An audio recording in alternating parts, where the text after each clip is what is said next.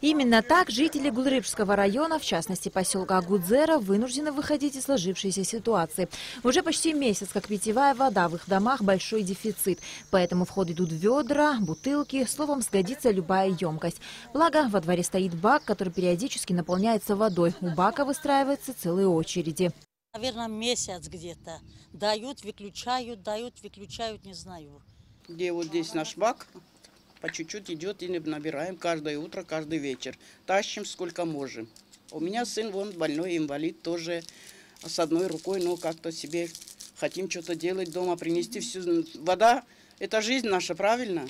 А всему виной один из насосов станции подкачки, расположенной в поселке Багмаран, который вышел из строя, вследствие чего вся нагрузка пришлась на оставшиеся два насоса, двигатель одного из которых, в свою очередь, тоже сгорел, не выдержав большой нагрузки. А сейчас вообще на один насос остались. Этот насос тоже греется, значит мы по 2 часа так вот включаем. Но не везде он успевает. На подъемах он, значит, не поднимется, не все имеют и мало, значит, выдает. Напора нету.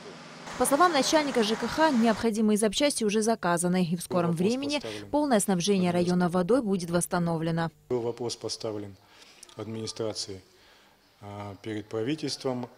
Было выделено 700 тысяч рублей. Эти деньги уже был заключен договор с российской компанией на поставку электродвигателя с насосом. Этот насос, электродвигатель достаточно мощный, самый мощный из тех, которые у нас стояли. Оплата произведена. В ближайшие дни, я думаю, в течение недели, 10 дней, как бы он придет и будет установлен. И тогда ситуация немножко выровняется. А пока вода в дома Гулрыбского района поступает по установленному графику. На Алакове, Беслан Джинджоли, Абхазское телевидение.